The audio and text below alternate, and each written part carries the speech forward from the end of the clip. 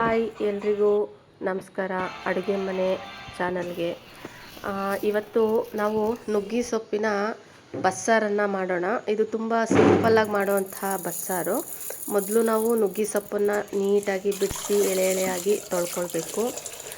ಈ ಸೊಪ್ಪಿಗೆ ನಾವು ಬೇಕಾದಾಗೆ ಬೇಳೆ ಅಥವಾ ಹೆಸರು ಕಾಳು ಯಾವುದನ್ನು ಬೇಕಾದರೂ ನಾವು ಆಪ್ಷನಲ್ಲಾಗಿ ಇಟ್ಕೋಬೋದು. ನಾನಿವತ್ತು ಹೆಸರು ಕಾಳನ್ನು ಹಾಕಿ ಈ ಒಂದು ಸಾಂಬಾರನ್ನ ಮಾಡ್ತಾ ಇರೋದು.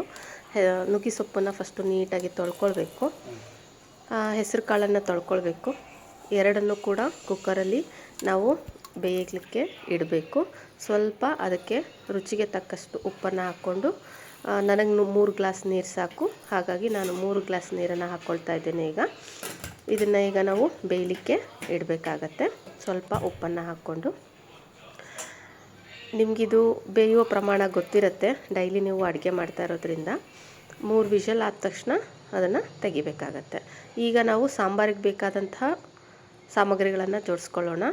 ಮೊದಲನೇದಾಗಿ ಸ್ವಲ್ಪ ಕೊತ್ತಂಬರಿ ಸೊಪ್ಪು, 1 ಬೆಳ್ಳುಳ್ಳಿ ಎಸಳು ಹಾಕಬೇಕು. ಅದಕ್ಕೆ ಸ್ವಲ್ಪ ಹಸಿಮೆಣಸು ಹಾಕಬೇಕು. ಹಸಿಮೆಣಸನ್ನು ಹಸಿಯಾಗಿ ಹಾಕ್ಕೊಳ್ಳೋರು ಹಾಕ್ಕೊಳ್ಬೋದು, ಬೇಕಾದರೆ ಹುರಿದು ಕೂಡ ಹಾಕ್ಕೊಳ್ಬೋದು. ನಮಗೆ ಹಸಿಮೆಣಸು ಇಷ್ಟ, ಹಸಿಯಾಗಿ ಹಾಕ್ಕೊಳ್ತಾ ಇದ್ದೀವಿ. ಇದಕ್ಕೆ ಜೀರಿಗೆ, ಸ್ವಲ್ಪ ಹುಣಸೆ ಹಣ್ಣನ್ನು ನೀವು ನೆನೆಸಿಟ್ಕೊಂಡಿರಬೇಕು. ಇದೆಲ್ಲದನ್ನು ಸೇರಿ ನೀವು ಮಿಕ್ಸಿ ಮಾಡಬೇಕಾಗತ್ತೆ.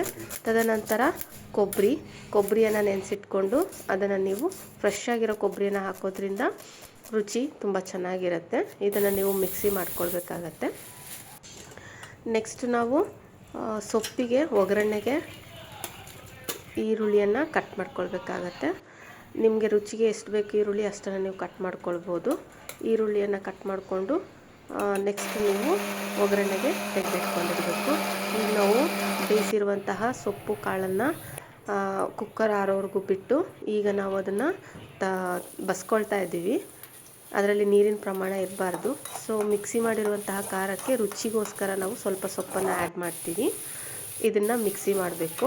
ನಂತರ ನಾವೀಗ ಸೊಪ್ಪನ್ನು ಹೇಗೆ ಒಗ್ಗರಣೆ ಮಾಡೋದು ಅಂತ ನೋಡೋಣ. 2 ಚಮಚ ಎಣ್ಣೆಯನ್ನು ಹಾಕಬೇಕು. ಅದಕ್ಕೆ ಕಟ್ ಮಾಡಿರುವಂಥ ಈರುಳ್ಳಿಯನ್ನು ಹಾಕಿ ಸ್ವಲ್ಪ ಸ್ಲಿಮ್ಮಲ್ಲಿ ಇಟ್ಕೊಂಡು ಬೇಯಿಸ್ಕೊಳ್ಬೇಕು. ಸ್ವಲ್ಪ ರುಚಿಗೆ ಉಪ್ಪನ್ನು ಹಾಕ್ಕೊಳ್ಬೇಕು, ಬೇಗ ಬೇಯುತ್ತೆ ಅನ್ನೋ ಕಾರಣಕ್ಕೆ. ಈಗ ನಾವು ಸಾರಿಗೆ ಸ್ವಲ್ಪ ಒಗ್ಗರಣೆ ಮಾಡ್ಕೊಳ್ಬೇಕಾಗತ್ತೆ. ಹಾಗಾಗಿ ಇದರಲ್ಲಿರುವಂತಹ ಈರುಳ್ಳಿ ಎಣ್ಣೆಯನ್ನು ನಾವು ಸಾರಿಗೆ ಬೇಕಾದರೆ ಒಗ್ಗರಣೆಯಾಗಿ ಬಳಸ್ಕೊಳ್ಬೋದು. ಬೇಡ ಅನ್ನೋರು ಸಪ್ರೇಟಾಗಿ ಒಗ್ಗರಣೆನ ಕೂಡ ಮಾಡ್ಕೊಳ್ಬೋದು. ಸೊಪ್ಪಿಗೆ ರುಚಿ ಹೆಚ್ಚಾಗಲಿ ಅಂತ ಹೇಳಿ ನಾವೇನು ಮಾಡ್ತೀವಿ, ರುಬ್ಬಿರುವಂತಹ ಖಾರವನ್ನು ಸ್ವಲ್ಪ ಆ್ಯಡ್ ಮಾಡ್ತಾ ಇದ್ದೀವಿ. ಅದು ಹಸಿ ಹೋಗೋವರೆಗೂ ಸ್ವಲ್ಪ ಅದನ್ನು ಬೇಯಿಸ್ಕೊಳ್ತೀವಿ. ರುಚಿಗೆ ಬೇಕು ಅಂತ ಹೇಳಿದ್ರೆ ಖಾರವನ್ನು ಇಷ್ಟಪಡೋರು ಎಕ್ಸೆಪ್ಷನ್ ಖಾರವನ್ನು ಹಾಕ್ಕೊಳ್ಬಹುದು, ಖಾರದ ಪುಡಿಯನ್ನು.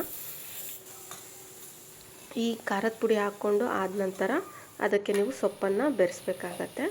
ಈಗ ಸಾಂಬಾರಿಗೆ ರುಬ್ಬಿರುವಂತಹ ಖಾರವನ್ನು, ಇದು ಸೊಪ್ಪನ್ನು ಬಸ್ತಿರುವಂತಹ ನೀರು, ಈ ನೀರಿಗೆ ಈ ಖಾರವನ್ನು ಹಾಕಿ ಮಿಕ್ಸ್ ಮಾಡಿದ್ರೆ ಸಾಂಬಾರು ರೆಡಿ ಆಯಿತು. ಈಗ ಒಲೆ ಮೇಲಿಟ್ಟಿರುವಂತಹ ಸೊಪ್ಪಿನ ಮಿಶ್ರಣಕ್ಕೆ ನಾವೇನು ಮಾಡಬೇಕು, ಸೊಪ್ಪನ್ನು ಹಾಕಿ ಕಲಿಸ್ಬೇಕು. ಈಗ ರುಚಿಯಾಗಿ ಸವಿಯಲು ಸೊಪ್ಪು ಮತ್ತು ಸಾಂಬಾರು ಸಿದ್ಧವಾಗಿದೆ. ನುಗ್ಗಿ ಸೊಪ್ಪಿನ ಬಸ್ಸಾರು ಈಗ ರುಚಿಯಾಗಿ ರೆಡಿಯಾಗಿದೆ.